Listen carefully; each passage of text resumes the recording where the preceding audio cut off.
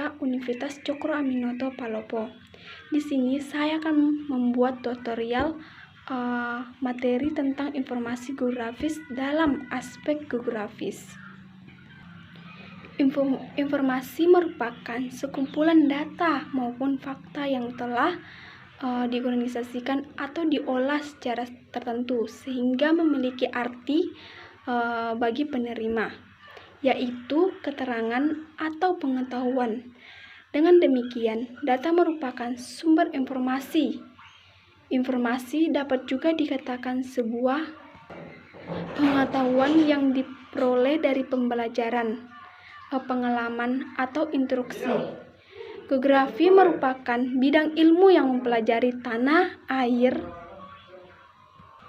fitur, fenomena bumi, dan penghuninya, atau manusia. Geografi adalah disiplin yang mencakup semua yang mencari pemahaman tentang bumi dan kompleksitas manusia di alaminya. Tidak hanya di tempat benda-benda, tapi bagaimana hal itu telah berubah dan menjadi kenyataan. Informasi geografis didefinisikan sebagai kumpulan data maupun fakta mengenai fenomena bumi, tanah, fitur, dan penghuninya yang telah ditempatkan dalam ruang dan waktu geografi. Sering didefinisikan dalam dua cabang, geografi manusia dan geografi fisik.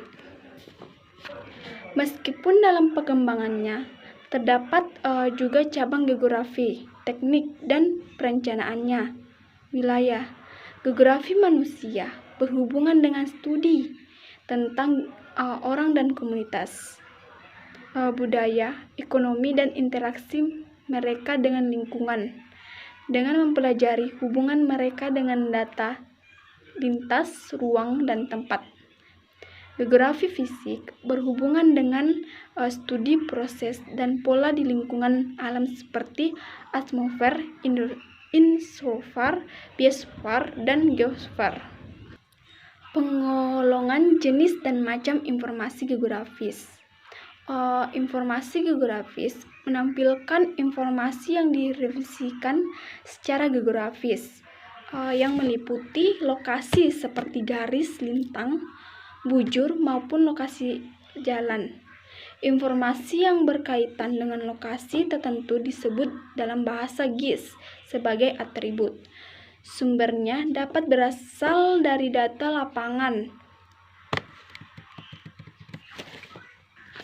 atau teoretis yang diperoleh dari pengamatan atau pengukuran langsung di lapangan, data peta, dan data pengendaraan jauh.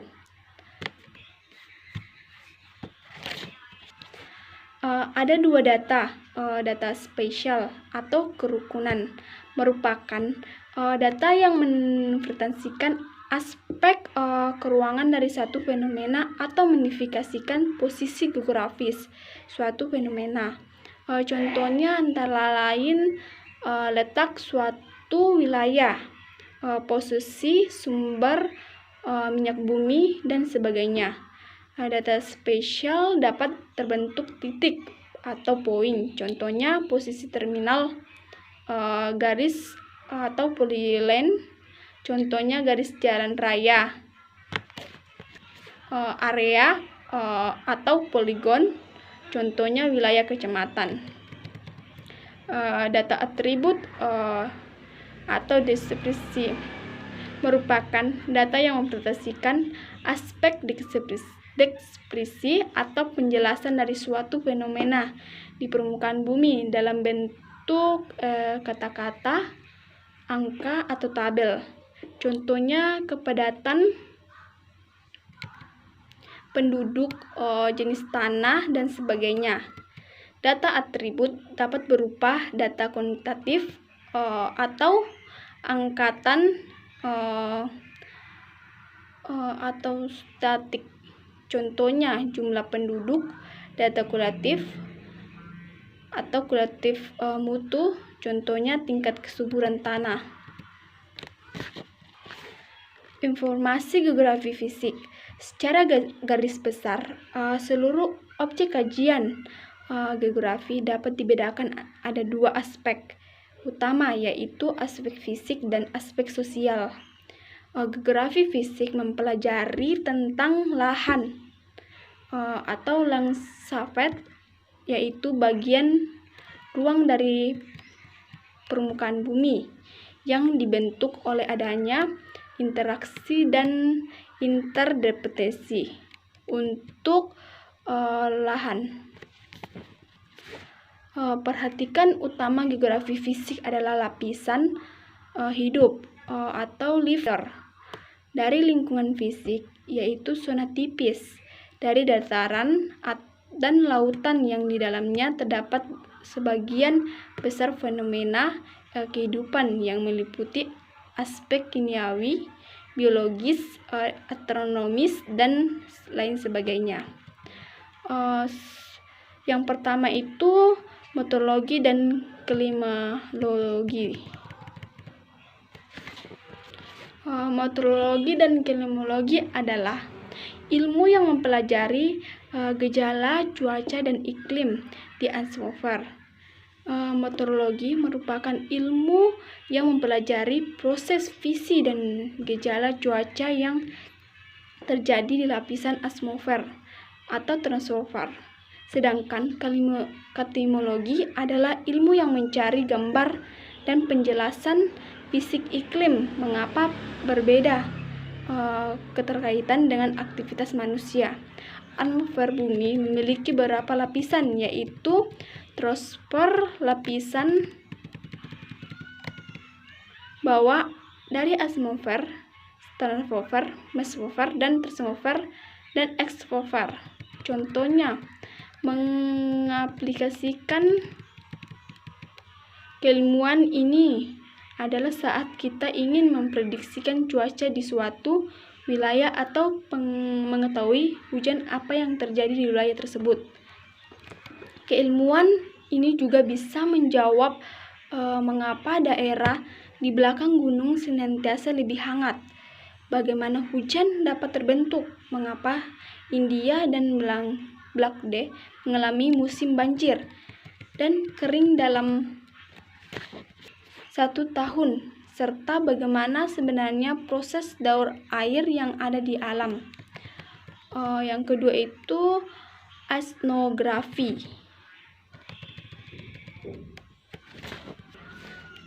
Adalah bagian dari ilmu kebumian atau earth science yang mempelajari laut, samudra beserta isi dan apa yang berada di dalamnya, sehingga kerak samudranya.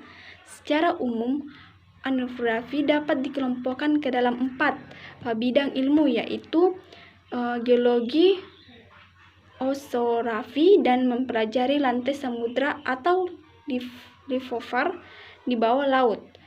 Fisik atmosfer yang mempelajari masalah-masalah fisik laut seperti arus, gelombang, dan pasang surut dan temperatur air laut.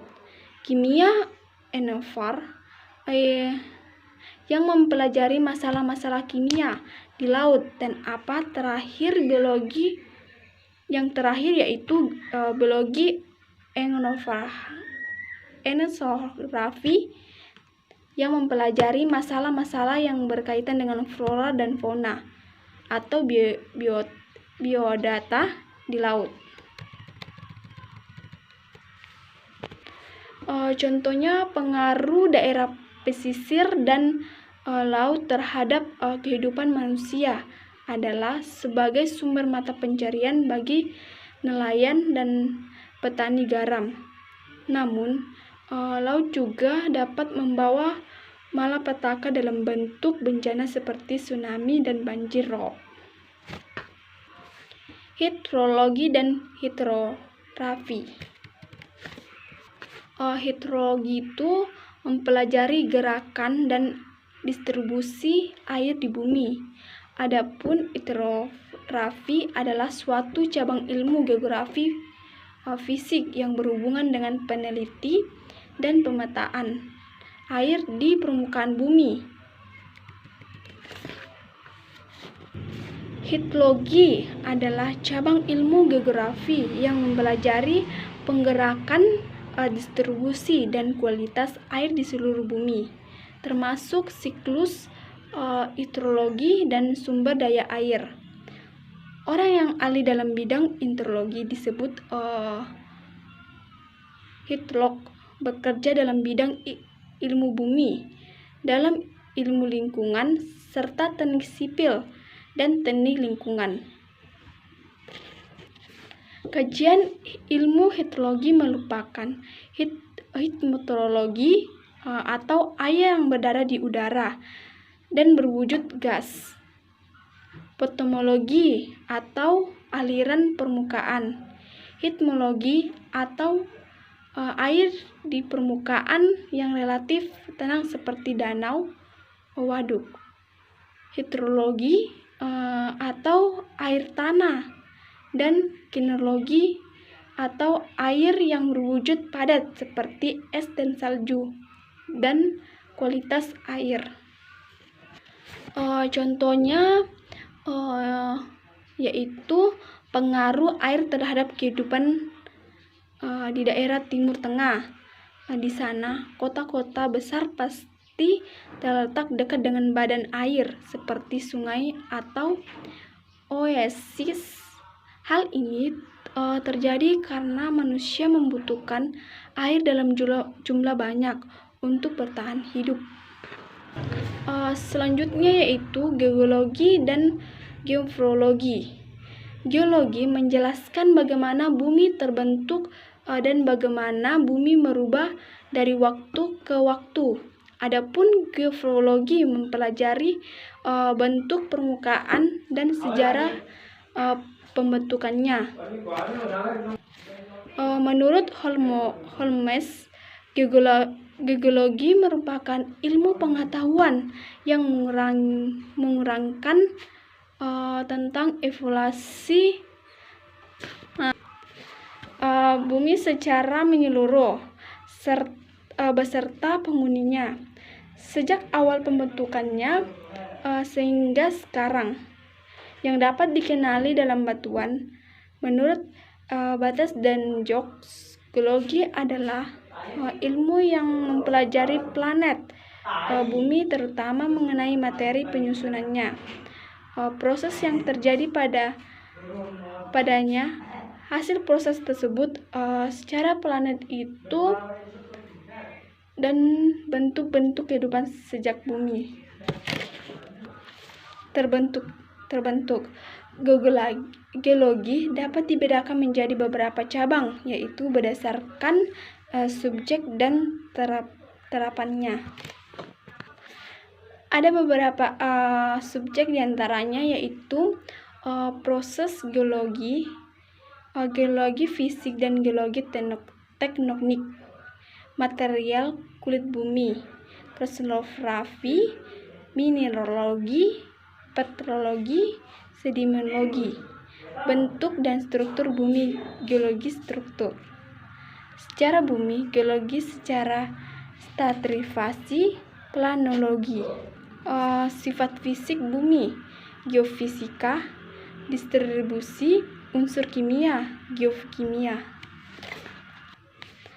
Berdasarkan terapannya, terdiri atas geologi ekonomi, geologi tambang, geologi minyak, antrogeologi, hidrologi, geologi teknik, geologi tata lingkungan. Geofrologi merupakan ilmu kebumian yang mengkaji dan mendeskripsikan bentuk-bentuk permukaan bumi atau geometris dan proses yang berkenaan dengan pembentukan dan perkembangan. Menurut Verstappen dan Suharsono menyatakan bahwa ada banyak konsepsi yang mengemukakan lingkup studi geografenologi, tetapi tekanannya selalu berdasarkan pada teknik lahan atau landform, proses perkembangannya jangka panjang atau asal dari bentuk lahan, dan kaitan lingkungan. Klasifikasi satuan bentuk lahan memiliki karakteristik tertentu yang sangat tergantung pada skala peta yang digunakan. Sebagian besar skala yang semakin detail karakteristiknya yang dapat mencirikan suatu geofologi atau satuan bentuk lahan. Berdasarkan relief atau topografi, bentuk lahan dibedakan menjadi datar rendah, datar tinggi, pegunungan, dan gunung. Berdasarkan struktur dan tingkat erosi dibedakan menjadi lipatan, petahanan, dome, dan vulkanis. Berdasarkan surface form, bentuk lahan dibedakan menjadi plain atau dataran, plateau, datar tinggi, tebing, skar, dan lembat val. Masing-masing bentuk lahan dicirikan oleh adanya perbedaan dalam hal relief atau topografi, material penyusunan atau litologi, dan struktur dan proses geofologi. Selain itu, terdapat beberapa pengelompokan menurut morfologi, yaitu morfologi positif atau gunung seperti bukit, kubah pegunungan, dan morfologi negatif, yaitu lembah dan cekung. Yang selanjutnya yaitu ilmu tanah, geografi tanah. Ilmu tanah adalah ilmu yang mempelajari seluk-beluk atau sifat tanah. Adapun geografi tanah adalah ilmu yang mempelajari tentang tanah seperti sifat, genesis, penyebaran, dan penerapan terhadap kehidupan manusia. Dalam pembahasan ilmu tanah, terdapat tanah potensial yang memiliki tingkat produktivitasnya tinggi untuk pertanian, perkebunan, peternakan, kehutanan, dan kegiatan yang dapat menambah nilai ekonomisnya. Selain itu, terdapat lahan kritis, yaitu lahan yang telah kehilangan bahan mineral, kimia, ataupun mikroorganisme tanah sehingga tanah tersebut menjadi tidak subur. Biologi dan biografi. Contohnya yaitu langsung mengaplikasikan keilmuan biografi adalah ketika para peneliti membuat klasifikasi wilayah biografi dunia yang menjelaskan penyebaran hewan dan tumbuhan secara global. Secara mikro, kita juga sering melakukan pendataan dan lineasi ekosistem, bioma, serta ekosistem yang ada di suatu negara seperti Indonesia. Geografi manusia merupakan cabang yang mempelajari manusia dalam ruang, termasuk dalam terdapat informasi mengenai jumlah penduduk, penyebaran penduduk, dinamika penduduk, aktivitas ekonomi, politik, sosial, dan budaya. Terdapat 3, yaitu ilmu ekonomi dan geografis ekonomi.